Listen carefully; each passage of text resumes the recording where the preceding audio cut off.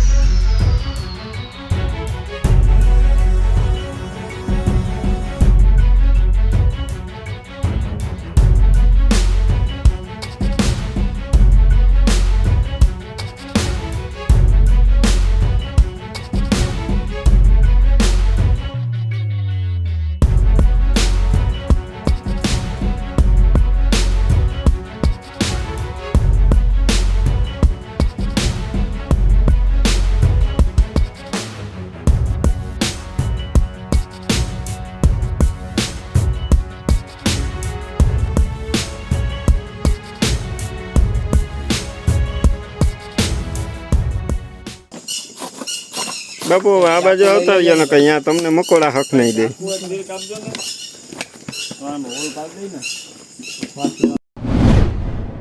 વિનય કેવું હતું? આને કહેવાય ક્રેક, કારેતરું. દેશી ભાષામાં કઈ કારેતરું. કોબરા હોય ને એને કારેતરું નો કે એનું દેશી નામ એરું. કારેતરું ગામડાના માણસો કઈ નહીં, ગામડાના માણસો નામ સાચા હતા પેલા.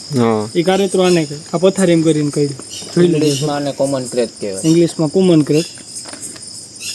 અત્યારે વાગ્યા 11:30 12 વાગ્યા 11:30 વાગ્યાનું આવ્યું હતું આ તો પછી માએ મને ઉઠાડ્યો ઈ કે જો તો ઈ કે હરપ આવ્યો તો આને ભગાડવાની આપણે વાડીમાં આમ વંડીમાં હું કોઈ વયો જાય ને તો ટ્રાય કરીએ પણ ન ગયો ને બાથરૂમનું આપણે જે ભૂંગરું હતું ને એમાં અંદર ગળી ગયો એટલે પછી બાપુને ફોન કર્યો કે બાપુ હવે આવો તમે તો એને પકડી જાઓ તો જો બાપુએ એને હમણાં પકડ્યો એ તમને મેં બતાવ્યું અને ક્રેક કહેવાય ગુજરાતીમાં કાળુતરો બાબુ તમારે યુટ્યુબમાં ચેનલ છે કે યુટ્યુબમાં ચેનલ છે ઈગલ ગ્રુપ ઓફ પોરબંદર.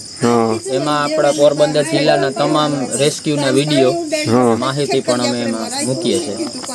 કોઈ પણ જગ્યાએથી સાપનું રેસ્ક્યુ કર્યું હોય તો અમે એમાં વિડીયો અપલોડ કરીએ છીએ. તો અવશ્ય અમારી ચેનલને સબસ્ક્રાઇબ કરજો, જરૂર મુલાકાત લેજો. તમારા મોબાઈલ નંબર બોલી દો ને એક 63 5 30 60 92. વિનયને મેં અત્યારે ફોન કરીને હેરાન કર્યો. વિનય ના હેરાન હું ભાઈ, આવો હરફ છે કોઈ જાનહાની થાય એના કરતા આપણે એનું વેલા ઓલું કરી લઈએ. અને જો બાપુ સેવાભાવી માણસ છે એટલે બાપુ તરત આવી ગયા નીચે. રાતે 3 વાગે કરું 4 વાગે આવતા ગયો. આ હે ને આના સફેદ લીટા ને આખો બ્લેક કલરનો હોય. આ હે ને માણસની ગરમી આને ગમે એટલે પડખામાં કરીને કહે. કારણ કે સીધું કોઈ આ કડવા તો ઈ ન માગતો હોય કે માણસની ગરમી આને ફૂલ બીજા હરફ કરતા આને ફૂલ ગમે. માણસ સૂતું હોય ને એટલે પડખામાં જ્યાં ત્યાં ઘરે પછી માણસ સ્ટેજ તો હોય ને 5-6 કલાક હલન ચલન થવાનું થાય એટલે આની બાઇક પાછી મળે નહીં. માથામાં અને વાળમાં ને અમુક જગ્યાએ એવી જગ્યાએ બાઇક થાય. પછી આની નિશાની મચ્છર કઈ એવી જ હોય. બીજા હરફ કડે ને ત્યાં જે સ્કિનનું જલન ને કાળું પડવું ના તે કોબરા બાઇકમાં હોય આમાં ખબર ના પડે એટલે આને સાયલેન્ટ કિલર કરે. રાતનું જ રાજા બાપુ આ ડંખ મારે પછી કેટલી કલાક આમ એનું ઝેર ચડતા? એમ તો વાંધો ન આવે ઝેર ચડવામાં, પણ એક વયસ્ક શરીર હોય ને તો એ મિનિમમ 35 થી 40 મિનિટમાં તાંત્રિકા પ્રણાલી અંદર ત્યાંથી ડેમેજ કરી નાખે. એટલે ટાઈમ ટૂંકમાં વહેલી તકે સારવાર મળે. એશિયાનો પહેલા નંબરનો ઝેર કોબરાનું બીજું, પછી ત્રીજી રસલ વાઇપર આવે ચિકન, બરાબર. ચોથો ફૂડસા જેને આપણે પડકું ને સોસકોડ વાઇપર કહીએ. એ 64 સેન્ટીમીટર મોટો ન થાય, વધી નવડો થાય, બરાબર. આની મેક્સિમમ લંબાઈ 4-4.5 સુધી કોબરા 5.5 સુધી થાય. એ બધામાં હું કદી ટાઈમ રહે અને એક વસ્તુ એ કે દેખાય આવે. આ બધા હરાબુ એવા હોય કે અમુક માણસ હુતાઈને ખબર ના પડે. હમણાં એકને સીધું PCR હલાવે, બાપુ હોય દરબારનો મિત્ર હોય, આપણે છાયા મારી.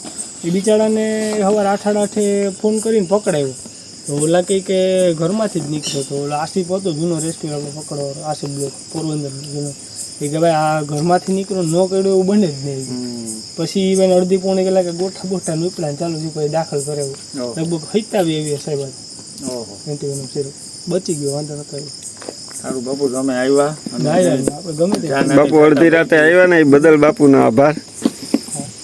ગમે ત્યારે કોન્ટેક્ટ કરો. મળીએ પાછા બાપુ. ચાલો.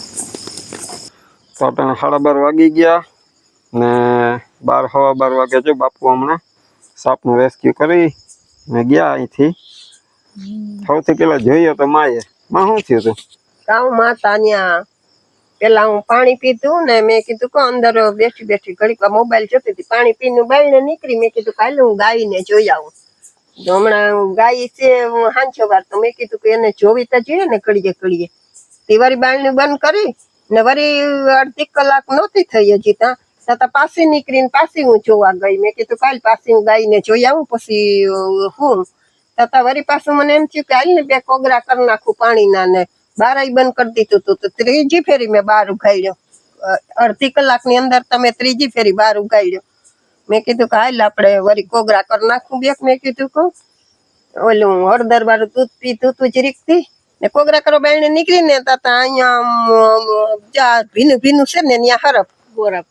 હા, ગોરાની આજુબાજુમાં ફરિયામાં જ બાયણે ઉઘાડ્યો. એ ભેગે જોયો તો મેં તો વિરમ ને કીધું કે શું કરે વિરમ તું જલ્દી બાયણે આવી છે. મેં કીધું કે ના લાકડી થઈ કરે એટલે મેં કહું વયું ચાહે આ ફેરું વંડી કરી ચાહે, ઘરમાં ન કરે. હા, ઘરમાં ન કરે. તો પછી વિરમ મેં તો પાણી ઉડાડ્યું. મેં ને પાણી ઉડાડતા આમ આગળ ગયો તો અહીં આપડે આંબાનું ઝાડ છે ને ત્યાં પૂગી ને પછી ત્યાંથી એને તો જેમ પાણી ઉડાડીએ ને ઈ તો એમ બેઠું. ઠંડક માં મજા આવતી તો હતી ઈ બેઠું બાજુ ન્યા. જાય આગળ તે જાતું જ જાતું જ નતું આગળ પછી ઓલા બાથરૂમ નું નાવાનું ઓલું ભૂંગરું જતું હોય ને એમાં ગરી ગયું. આપણે બાથરૂમ નું પાણી નો નિકાલ કરીએ ને એ ભૂંગરું આપણે લાંબુ છે એમાં એ અંદર ગરી ગયું હા. એ પછી નીકળતું જ નતું એ તો પછી અમે કેટલે 11:30 વાગે ઈ જોયું ને લગભગ 11:45 કે 12 માં થોડીક વાર હતી ત્યાં સુધી આપણે ટ્રાય કરી કે નીકળે તો ઓલી બાજુ જવા દઈએ જાય તો આમ. ન ગયું પછી મેં બાપુને ફોન કરાવ્યો તે બાપુ કે હું હમણાં 10 મિનિટમાં આવું એ કે તમે અહીંયા નજર રાખીને ઊભો વિનયભાઈ ને ફોન કર્યો તો વિનયભાઈ તરત આવ્યા ભેગા એ હા વિનયે ફોન કર્યો બાપુને આપણા પાડોશી છે વિનયભાઈ. ના આપણે તમારે તો હાથમાં જે બેટરી મારી પાસે જોઈએ ખૂટતી હોય તો બેટરી લઈને લાઈટ કરું ફરિયાને ને રાતે બેટરી લઈને ગાયને નીકળવું હોય આપણે તો એમ કે ગાયને ઘડી કરી બાપુએ આપણા સાપ વિશે માહિતી સારી આપી કે તમે આ પકડાવી હોય કે આ સાપને સારું કર્યું હોય કે આ બહુ ડેન્જર હે બહુ ઝેરી છે. નકર આજ દી સુધી આપણે કોઈ દી સાપને પકડાવવા પડ્યા હોય એવું બન્યું ના આમાં નીકળે વૈયાઈ જાય નીકળતા હોય આપણે ઓળખતા ન હોય ગરમી ને આપણે એમ થાય કે ગરમી નું નીકળવું હોય છે તે આફેડા પછી વયા જાહે તો નીકળતું જ નતું પછી આપણે ભાઈ આવ્યા તી રેસ્ક્યુ કરી ગયા ને લઈ ગયા હવે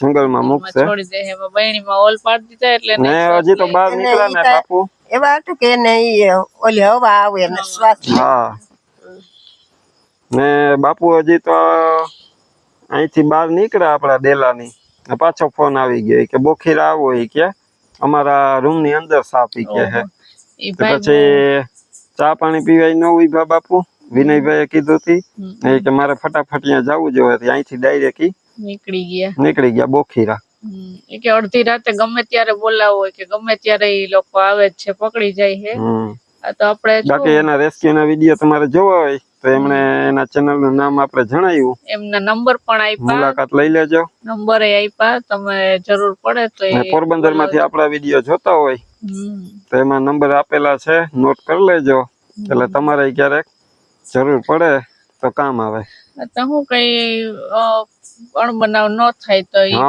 એટલે પછી આપણે તો પકડાવી દીધું બાકી તો એ લોકોનું તો શું છે કે એક જાતની સમાજ સેવા જ કહેવાય ને સેવા કરે બહુ સારું કામ કરે એ લોકો કે માણસને સાપ કઈ નુકસાન ન કરે ને એ પાછા જંગલમાં છોડી આવે મૂકી આવે એ લોકોનું કામ બહુ સારું છે